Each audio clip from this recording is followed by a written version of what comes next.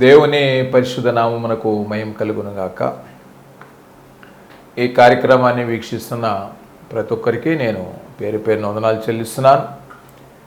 మిమ్మలను, మీ కుటుంబములను, మీ సంఘములను, మీ పరిచర్యను, ప్రతి పనిని దేవుడు సమృద్ధిగా దీవించునుగాక. ప్రియమైన దేవుని బిడ్డలారా, పరిశుద్ధ గ్రంథంలో నుండి కొన్ని మాటలు ధ్యానం చేద్దాం. అపోస్తుల కార్యములు 3వ అధ్యాయము 6వ వచనాన్ని చదువుకుందాం. అంతటా పేతురు, వెండి బంగారములు నా యొద్ద లేవు, కానీ నాకు కలిగినదే నీకిచ్చుచున్నాను. నజరేయుడైన యేసుక్రీస్తు నామమున నడుమని చెప్పి వాని కుడి చెయ్యి పట్టుకుని లేవనెత్తాను. వెంటనే వాని పాదములను చీలమండలను బలము పొందెను. వాడు దిగ్గన లేచి నిలిచి నడుచుచు గంతులు వేయుచు దేవుని స్తుతించుచు వారితో కూడా దేవాలయంలోనికి వెళ్ళాను. చిన్న మాట ప్రార్థన చేసుకుందాం. మౌనతుడ సర్వశక్తిమంతుడ స్తుతిపాత్రుడు, మీకు వందనాలనైనా. ఈ కార్యక్రమాల్లో వీక్షిస్తున్న ప్రతి బిడ్డని, కుటుంబాలను దీవించిన ఆయన నన్ను బలపరిచి నిలబెట్టారు. వందనాలు అయా ప్రభువా, నీ వాక్యం చేత నన్ను బలపరచండి, సిలువ చాటును మరుగుపరచండి. మీ మాటలు వినాలని మేము ఆశపడుతున్నాం నాయన. మీరే మాతో మాట్లాడండి. ఈ కార్యక్రమాన్ని వీక్షిస్తున్న ప్రభువా, వింటున్నటువంటి ప్రతి బిడ్డను దీవించు నాయన. వారి అవసరాలు ఏంటో, అక్కర్లేంటో, సమస్యలు ఏంటో, కన్నీటేంటో, వేదన ఏంటో ప్రతి ప్రార్థన తెలిసిన దేవుడు నాయన. వారి హృదయ వాంఛ ఎరిగిన దేవుడు కనికరించండి. అనారోగ్యంగా బిడ్డలుంటే స్వస్థత దయచేయండి నాయన. అప్పుల భారాల నుండి విడుదల దయచేయండి. బిడ్డల వివాహ విషయాల్లో, ఉద్యోగాల విషయాల్లో, అలాగనైనా సంతానం లేని స్థితిలో ఉంటే ప్రభు అవన్నీ కూడా అనుగ్రహించమని ప్రార్థన చేస్తున్నాను. ఈ బిడ్డలందరిలో కూడా బలమైన విశ్వాసం కలుగ చేసి యేసుక్రీస్తు ప్రభువారు నా యెడల కార్యం చేయగలడని వారిలో మంచి నమ్మిక కలిగించమని, ప్రతి ఒక్కరిని దీవించి ఆశ్రయించమని, మీరే మాతో మాట్లాడమని నజరేయుడైన యేసు నామములో వేడుకొని ప్రార్థిస్తున్నాం తండ్రి. ఆమేన్, ఆమేన్. ప్రియమైన దేవుని బిడ్డలారా, ఒక శ్రేష్టమైన మాటలు ఇవి. అపోస్తుల కార్యములు 3వ అధ్యాయము 6వ వచనం నుండి, అంతటా పేతురు, వెండి బంగారములు నా వద్ద లేవు, కానీ నాకు కలిగినదే నీకు ఇచ్చుచున్నాను అన్నాడు. 2 పదాలు వాడాడు పేతురు గారు. వెండి బంగారాలు నా వద్ద లేవు, రెండోది నా వద్ద ఉన్నదేంటో అది నీకు ఇస్తాను. అంటే వెండి బంగారాల వల్ల కానిటువంటి కార్యం నా వద్ద ఉన్నదాని వల్ల జరుగుద్ది అని భక్తుడైన పేతురు బలపరుస్తున్నాడు. మనందరికీ ఇక్కడ సందర్భం తెలుసు, మీలో చాలామందికి. మరి 3వ అధ్యాయం 1వ వచనం నుంచి, పగలు 3 గంటలకు ప్రార్థనా కాలమున పేతురును యోహాను దేవాలయానికి ఎక్కి వెళ్ళుచుండగా, అంటే పేతురు యోహానులకు అది ప్రార్థనా కాలం. పగలు 3 గంటలకు ప్రార్థన కనుక దేవాలయాలకు వెళ్తున్నారు. వాళ్ళు వెళుతూ ఉండగా పుట్టినది మొదలుకుంటే కుంటివాడైన ఒక మనుష్యుడు, అసలు పుట్టుకతోనే కుంటివాడు, అతన్ని కొంతమంది మనుషులు దేవాలయం దగ్గర తీసుకొచ్చి ఆ మెట్ల మీద కూర్చోబెట్టి వెళ్తారు. మళ్ళీ సాయంత్రం వచ్చి తీసుకెళ్తారు. కుంటివాడు భిక్షకుడు అక్కడ ఉన్నాడు. వారు దేవాలయానికి వెళ్ళు వారిని భిక్షముట్టు కొందరు ప్రతిదినం వాని శృంగారమ దేవాలయంతో ఉంచుతూ వచ్చారు. అలా తీసుకొచ్చి ఆ భిక్షకుడిని, ఆ కుంటివాడిని కూర్చోబెడతా ఉంటే, పేతురు యోహానును దేవాలయంలో ప్రవేశింపబోవునప్పుడు వాడు చూసి భిక్షమడుగగా, పేతురు యోహాను వారి ప్రార్థన కోసం దేవాలయానికి మెట్లెక్కి వెళుతున్నారు. ఈ మెట్ల మీద ఉన్న ఈ భిక్షకుడు వాళ్ళని చూసి వాళ్ళతో అంటాడు, వాళ్ళని చూసి భిక్షమడిగాడు. పేతురు యోహాను వానిని తేరి చూచి మా తట్టు చూడుమనిరి. భిక్షం అడిగాడు, అయ్యా భిక్షం వేయండి అంటే వాళ్ళు నిలబడి మా తట్టు చూడు అన్నారు. వాళ్ళు అన్న పదం అదే. ఎవరైనా అట్లా భిక్షం వేసి వెళ్ళిపోతారు, లేదా వేయకుండా వెళ్ళిపోతారు. వీళ్ళేంటి నిలబడి మరి మా తట్టు చూడు అన్నారు. వీరేదో కనికరం కలిగిన వారు, గొప్పవారు, ఏదో గొప్ప నాకే ఇస్తారు భిక్ష అనుకుంటూ ఉండగా వెంటనే పేతురు అంటాడు, అంతటా పేతురు మా తట్టు చూడమనగానే వాడు వారి వద్ద ఏమైనానో దొరుకునని కనిపెట్టుచు వారి యందు లక్ష్యం ఉంచెను. ఏకాగ్రత ఉంచాడు, ఏం ఆలోచించట్లే. ఎవరు అడిగారు? వీళ్ళు అడిగారు. వీళ్ళేదో ధనవంతుల్లాగా ఉన్నారు, మంచి మనసు గలవాళ్ళలాగా ఉన్నారు, వాళ్ళ మీద లక్ష్యం ఉంచాడు. ఇంక దేని మీద లక్ష్యం ఉంచలే. కనుక లక్ష్యం ఉంచినప్పుడు అప్పుడు వాళ్ళు అందించిందంటే పేతురు వెండి బంగారం నా వద్ద లేవు కానీ నాకు కలిగిందే అప్పుడు ఆ పదం వాడాడు. ఆ భిక్షకుడు లక్ష్యం ఉంచినప్పుడు పేతురు వాడి మాట వెండి బంగారం అంటే పేతురు దర్శనవరం కలిగిన వాడు, దేవుని ఆత్మశక్తి చేత నిలబడి పరిశుద్ధాత్మ అభిషేకం పొందుకుని దర్శనావలం కలిగిన వాడు. అలాగే ఏదో వారి హృదయాలు కూడా ఎరిగినటువంటి కృప శక్తి కలిగినటువంటి వాడు కనుక అతని హృదయంలో మనసులో ఏం ఆలోచిస్తున్నాడు ఊహించాడు. అంటే చూడమన్నాం కనుక మా దగ్గర వెండి కానీ బంగారం కానీ దొరుకుద్దేమో. ఆ రోజుల్లో నాణ్యాలన్నీ కూడా ఎట్లా అంటే ఈ తోలుతో కానీ కాగితాలతో కాకుండా ఈ వెండి బంగారాలతో చేసేవాళ్ళు నాణ్యాలు కనుక వాళ్ళు ఏమైనా వెండి బంగారం నాణ్యాలు ఏమైనా ఇస్తాడని చూస్తున్నాడు. అర్థమైపోయి పేతురు అన్నాడు, ఒకటి నువ్వు ఆశిస్తున్న వెండి బంగారాలు ఈ లోక సంబంధమైన మా దగ్గర లేవు, రెండోది మాకు కలిగిందే నీకు ఇస్తాం. ఏం కలిగిందో పేతురు అక్కడ 6వ వచనం చివరి భాగంలో అంటాడు, నజరేయుడైన యేసుక్రీస్తు నామమున నడువమని చెప్పి. ఆయన దగ్గర ఏముందంటే యేసుక్రీస్తు నామం ఉంది పేతురు దగ్గర. యేసు నామము శక్తి కలిగిన నామం, యేసు నామము స్వస్థపరిచే నామం కనుక తండ్రి కూడా అంటాడు, యేసుక్రీస్తు నామమున మీరు ఏది అడిగినా నేను ఇస్తాను. డైరెక్ట్గా తండ్రిని అడగటం కాదు, మన యేసుక్రీస్తు నామములో పరలోక ప్రార్థన కూడా ప్రార్థనంతా చేసి అనేక విజ్ఞాపనలు తెలియచేసి యేసుక్రీస్తు నామమున అడుగుచున్నాను తండ్రి అంటాం. కనుక ఆ నామంలో అడిగితే మనం పొందుకోవచ్చు. కనుక నా దగ్గర ఆ నామం ఉంది, అది నీకు ఇస్తున్నానని అతన్ని కుడి చెయ్యి పట్టుకుని లేవనెత్తాను. యేసు నామాన్ని ఇచ్చాడు. అంటే దీన్ని తీసుకున్నాడు, వెండి బంగారాలు కాదు కానీ యేసు నామాన్ని. అంటే యేసునందు విశ్వాసం ఉంచు, యేసును ఆశ్రయించు.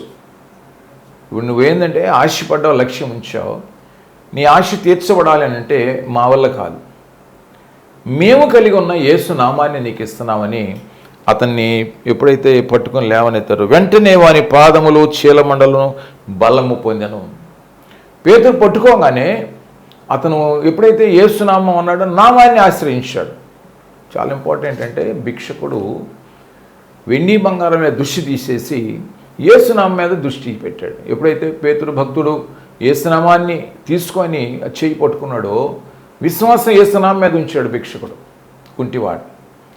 అట్లా ఉంచినప్పుడు చీలమన్న బలం పొందిన వాడు దిగ్గున లేచి నిలిచి నడచుచు అలాగే గంతులు వేయచు దేవుని స్తుతించుచు వారితో కూడా దేవాలయంకు వెళ్ళెను. ఎంత గొప్ప భాగ్యం అండి. అతనికి ఈ లోక సంబంధమైనవి ఏవి కూడా అతని కుంటితనాన్ని తీసివేయలా. కానీ ఏం తీసివేసిందంటే యేసు నామం. అంటే ఆ నామం నందు విశ్వాసం ఉంచాడు కనుక అతని యొక్క కుంటితనాన్ని తీసివేయగలిగాడు. చక్కగా లేచాడు, నిలిచాడు, నడుచుచు గంతులు వేయచు దేవాలయంలోకి వెళ్ళి దేవుణ్ణి కృతజ్ఞత చెల్లించాడు. వెంటనే ప్రియమైన 10 మంది కుష్ఠరోగులు యేసు ప్రభువారు వాక్ ద్వారా స్వస్థపోయినప్పుడు ఒకే ఒకడు వచ్చాడు కృతజ్ఞత చెల్లించాడు. 90 ఎక్కడని ప్రభు అడిగాడు. ఈనాడు మీ జీవితాలు ఎన్నో మేళ్లు పొందుకుంటున్నారు కదా, యేసుక్రీస్తు కృప వలన, దయ వలన, దీవెన వలన, ఆశీర్వాదం వలన కృతజ్ఞతాస్తులు నిత్యం చెల్లిస్తున్నారా? మనం ఏదైనా మేలు జరిగితే ఏం చేస్తామంటే అబ్బాయి పాస్ అయ్యాడు, అమ్మాయి పాస్ అయింది, ఒక కృతజ్ఞత కూడికి పెట్టి ఆ రాత్రి పలహారం పెట్టి మళ్ళీ తెల్లారించి మర్చిపోతాం దేవుని యొక్క ప్రేమని.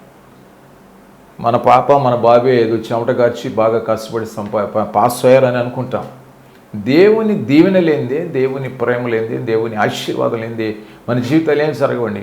కృతజ్ఞత అనేది నిత్యం చెల్లించాలి, అనుదినం చెల్లించాలి, బ్రతుకు కాలం చెల్లించాలి, జీవితకాలం కృతజ్ఞతాస్తులు చెల్లించాలి.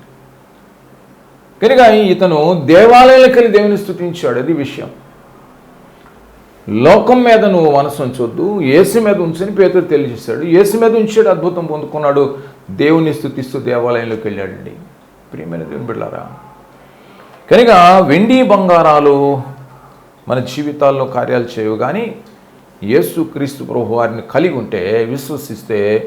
అందుకనే వాళ్ళు ఏమంటే పేతురు యోహానులు మామూలు అక్కడే అపోస్తుల కార్యములు 4వ అధ్యాయం 13వ వచనం అంటాడు, వారు పేతురు యోహానులు ధైర్యములు చూచినప్పుడు వారు విద్య లేని పామరులని గ్రహించి ఆశ్చర్యపడి వారు యేసుతో కూడా ఉండిన వారని గుర్తెరిగిరి. పామరులు అంటే సామాన్యులు. ఒకవేళ అసామాన్యులేమో, అపార శక్తి కలిగిన వాళ్ళేమో ఈ కార్యాలు చేశారు కదా అనుకోవటానికి వాళ్ళని ఏం రాశాడంటే పామరులు అని రాశాడు, సామాన్యులు. అయితే వాళ్ళు యేసుతో ఉన్నారు, విశేషం అది. ఈరోజు నువ్వు సామాన్య స్థితి ఉన్నా, పేదరిక స్థితి ఉన్నా, పెద్ద విద్య లేని స్థితి ఉన్నా, లోకం చేత ఎంచబడని స్థితిలో ఉన్నా, నీ కుటుంబ సభ్యుల చేతనే ఎంచబడిన స్థితిలో నువ్వు ఉన్నా, యేసుని కానీ నువ్వు ఆశ్రయించగలిగితే, యేసు నామాన్ని నువ్వు ధరించగలిగితే నీ ద్వారా దేవుడు అద్భుతాలు చేస్తాడు, నీ చేత అద్భుతాలు చేయిస్తాడు. దావీదు తండ్రిని యెష్షయికే లెక్కలేని కుమారుడు.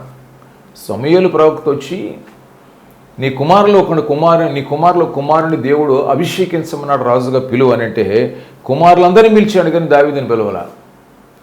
దావీదు అని పెద్ద లెక్కలేని రాజుగా అంత అంత ఉందా అతనికి అనుకున్నాడు తండ్రి అని యెష్షయి.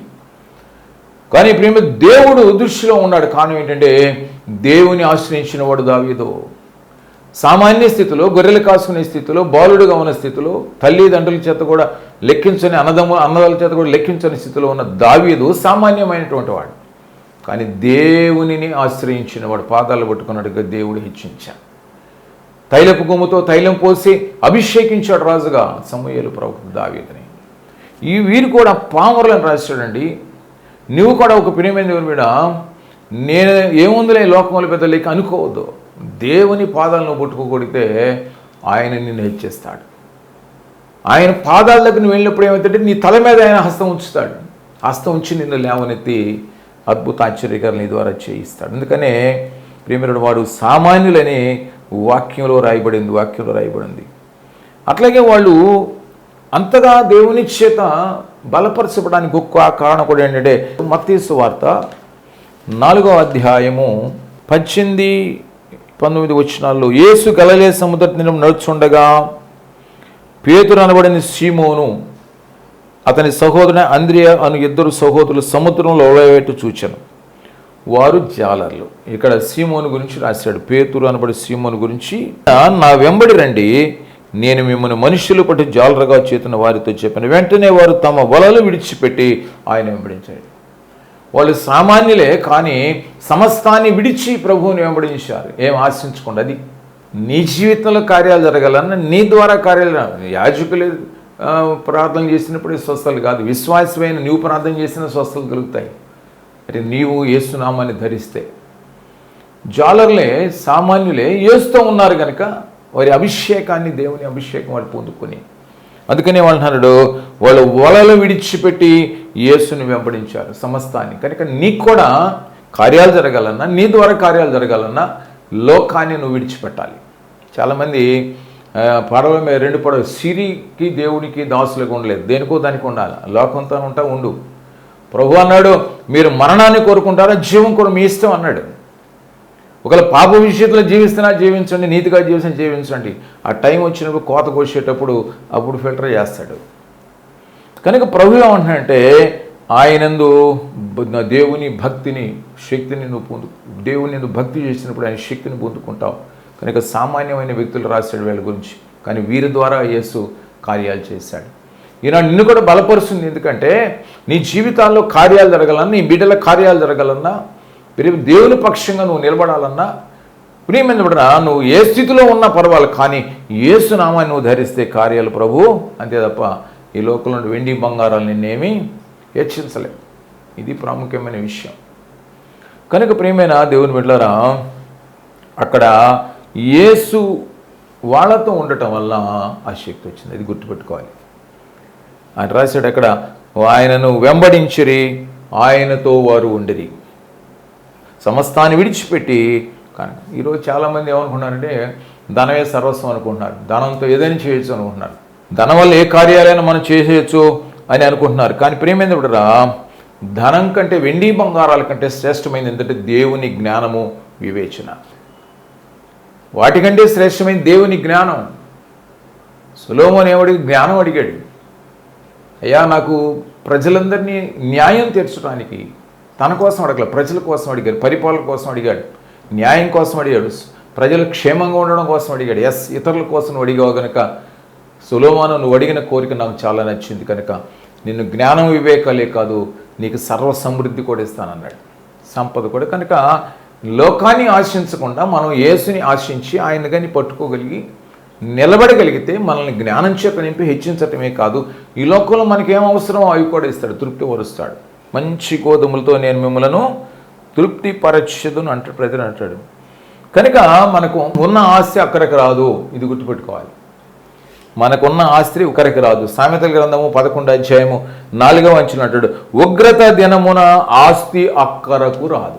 అది రేపు అక్కడ కేకలేస్తావే వెళ్ళి నీకు భూలోకంలో ఎస్సెట్ ఏది తీసుకొచ్చి అక్కడ పెట్టడానికి వీలు పడదు, అక్కరికి రాదు. ఉగ్రత దినమున అగ్ని ఆరదు, పురుగు చావదు ప్రేమ. కనుక పేతురు రాసిన మొదటి పత్రిక 1:18-19 అంటాడు, బాగా గమనించాలి. పితృపారంపర్యమైన మీ వ్యర్థ ప్రవర్తన విడిచిపెట్టినట్లుగా వెండి బంగారం లాంటి క్షయ వస్తువుల చేత మీరు విమోచించబడలేదు. కానీ మనం వెండి బంగారాల చేత విమోచించబడలేదు, అమూల్యమైన రక్తం చేత అనగా నిర్దోషమును నిష్కల్కమునకు గొర్రెపిల్ల వంటి క్రీస్తు రక్తము చేత విమోచించబడతారని మీరు ఎరుగుదురు కదా. ఈ వెండి బంగారాలని భక్షకుడు చూశాడు వాటికెళ్ళి, కానీ అతనికి స్వస్థత ఇచ్చింది యేసు నామం, వెండి బంగారాలు కాదు.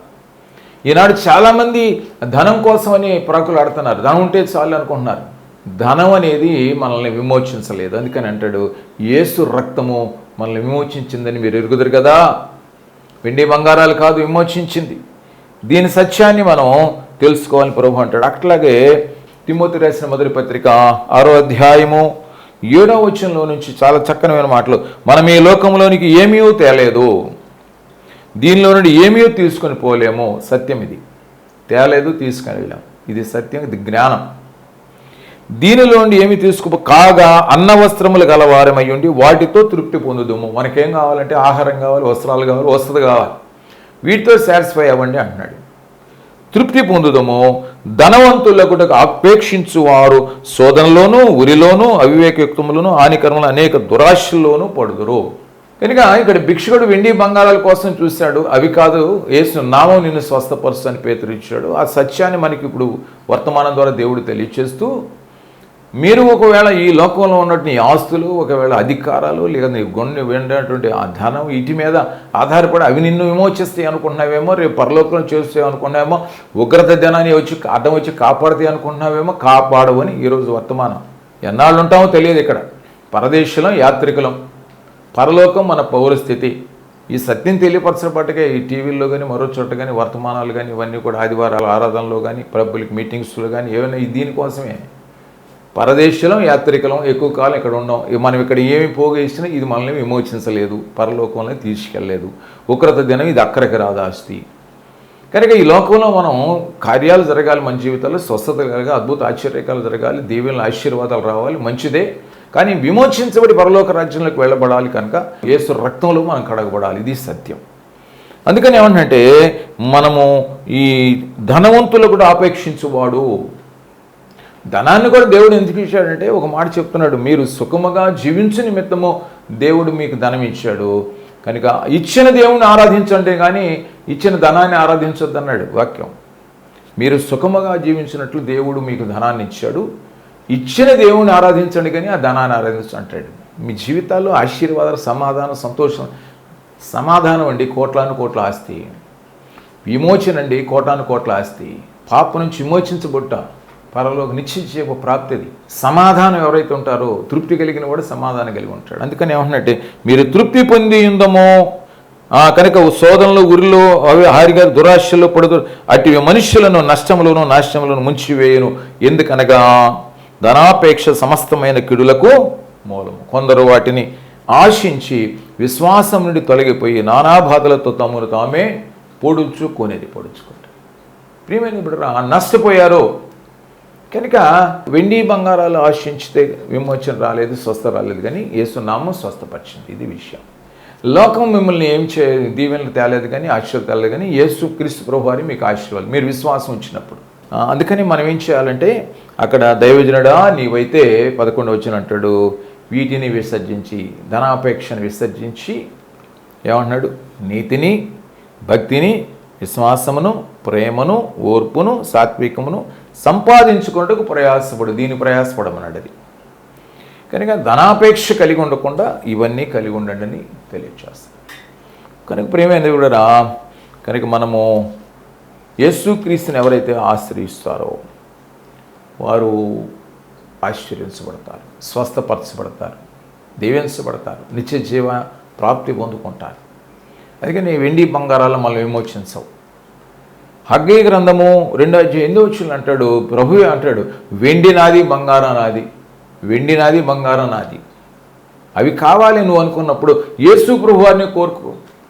యేసు ప్రభువారిని కోరుకుంటే ఆయనలో అవి ఉన్నాయి. జ్ఞానము సర్వసంపదలు యేసులో ఉన్నాయి. నీకు యేసునే కావాలని కోరుకుంటే, యేసునందు విశ్వాసం ఉంచితే అవి వచ్చేస్తాయి నీలోకి. కనుక ప్రియమైనవారా, ఎట్లయితే భిక్షకుడు దేవుణ్ణి స్తుతిస్తూ మరి దేవాలయానికి వెళ్ళి స్తుతించాడు, అందుకని ప్రభు అంటాడు, నన్ను మీరు విశ్వసించండి, ఆశీర్వదించబడతారు. నన్ను వెంబడించాలనంటే ఆయన ఎత్తుకొని సిలువ ఎత్తుకోవటం కాదు. చాలామంది ఈ లోకంలో సిలువల్ని మోయటానికి ఇష్టపడుతూ ఉంటారు. అది కాదు. ప్రభు అన్నాడు, తన సిలువను ఎత్తుకుని, ఎవరైతే నన్ను వెంబడించాలనుకున్నాడో వెంబడించేవాడు తన సిలువను ఎత్తుకుని నన్ను వెంబడించాలంటాడు. చూడండి, లూకాసు వార్త 9:23 అంటాడు, మరియు ఆయన అందరితో ఇట్లా, నేను ఎవడైనాను నన్ను వెంబడింపగోరిన ఎడల తన్ను తాను ఉపేక్షించుకొని, నంబర్ 1 ఉపేక్షించుకోవాలి, తగ్గించుకోవాలి. ప్రతిదినము తన సిలువను ఎత్తుకుని నన్ను వెంబడింపవలెను. ప్రతిదినమట తన సిలువను ఎత్తుకుని శ్రమల అనుభవం గుండా ప్రయాణం చేస్తూ ప్రభువుని ఆరాధించాలి, ఘనపరచాలి, స్తుతించాలి, కీర్తించాలి, కొనియాడాలి, ఆయన ఆరాధించాలి ప్రతిదినం.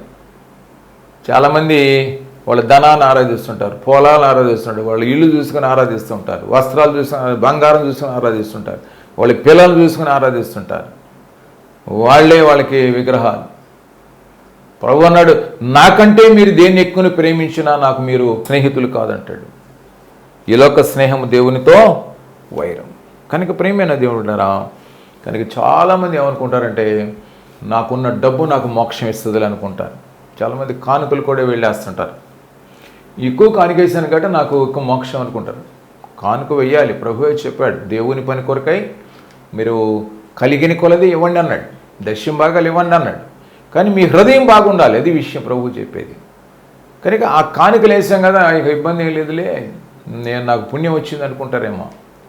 చాలామంది ఈ లోకంలో, ప్రత్యేక మన దేశంలో చాలామంది వెళ్ళి కానుకలు మొక్కులు వేస్తుంటారు. అంతటితో పాప విమోచన అయ్యిద్ది అనుకుంటారు. నోనో, కానే కాదు, ప్రశ్నే లేదు.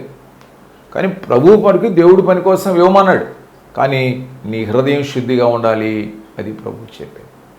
అసలు ఆయన కోరే కోరిక ఏంటంటే, అసలు నిన్నే కానుకగా సమర్పించుకోమంటాడు. అది నువ్వేదో తెచ్చి కానుకలు ఇవ్వడం అయ్యి గటం కాదు, అసలు నువ్వే కానుకగా కావాలని ప్రభు.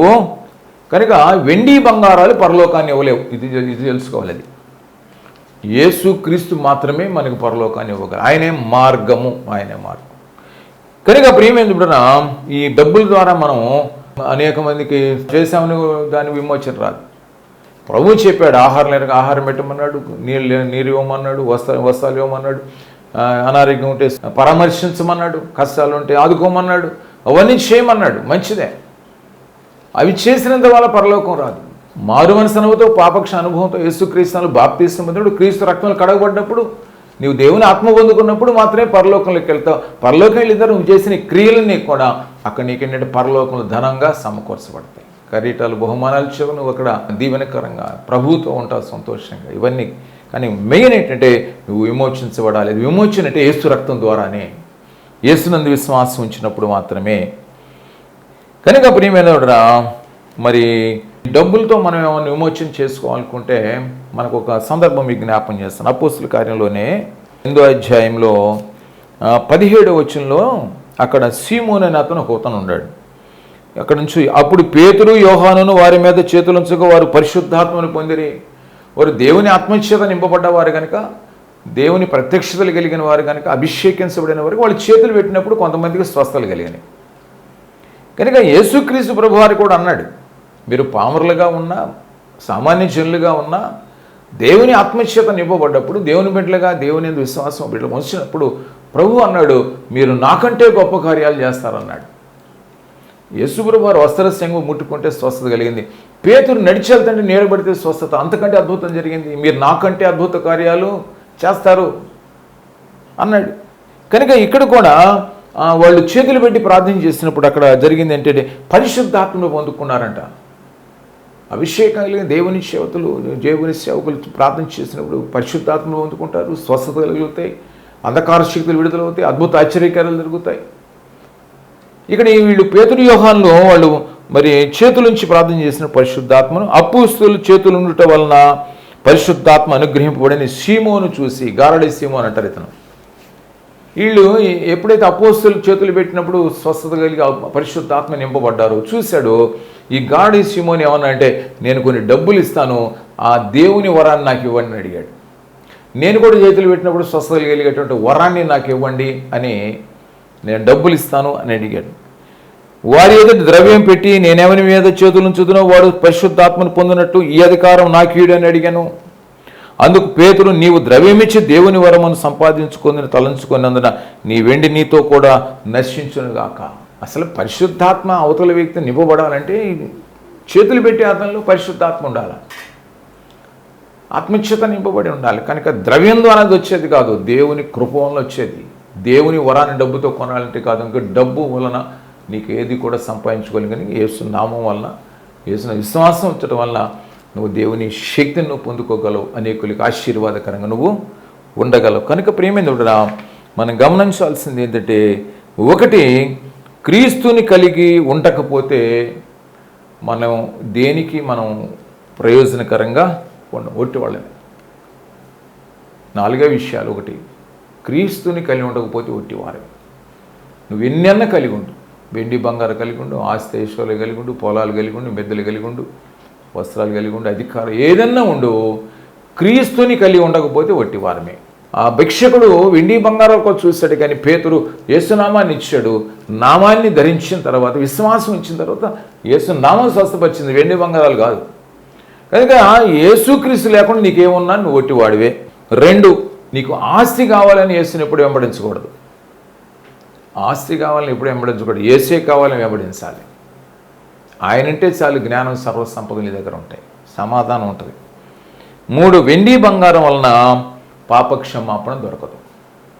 నీకున్న ఏ ఆస్తి ఐశ్వర్యాల వలన పాపక్షమాపణ దొరకదు. క్రీస్తు రక్తమే మనకి విమోచన. కనుక ఎప్పుడు కూడా మనం ప్రభు కృప మీదే ఆధారపడి పరిశుద్ధాత్మ శక్తి చేత ద్వారానే అద్భుతాలు పొందుకోగలం, అద్భుతాలు చేయగలం. కనుక ప్రేమేంద్రుడురా, భిక్షకుడు కుంటివాడు యేసుక్రీస్తు నామాన్ని ధరించి విశ్వసించాడు, స్వస్థత వచ్చింది, అద్భుతంగా ఆశ్చర్యించబడ్డాడు. దేవుని స్తుతిస్తున్నాడు. చిన్న మాట ప్రార్థన చేసుకున్నాం. మౌనతడ సర్వశక్తి మొదలు విత్తబడిన వాక్యం బిడ్డల హృదయాలను నాటారు. బిడ్డలు లోకం వైపు చూడక నిన్ను కలిగి, నిన్ను వారి హృదయాల్లో ప్రతిష్ఠించుకొని ఈ బిడ్డలందరూ ఆశ్చర్యించబడాలి, ఈ బిడ్డలందరూ స్వస్థపరచబడాలి, ఈ బిడ్డలందరూ కూడా సమృద్ధి చేత నింపబడాలి, సమాధానం చేత నింపబడాలి, తృప్తి పొందాలి, ఆశీర్వించబడాలి. నాయన అనేకులకు ఆశీర్వాదకని బిడ్డలను చేయమని యేసునామమున వేడుకొని ప్రార్థిస్తున్నాం తండ్రి. ఆమేన్. అందరికీ వందనాలు. Thank you.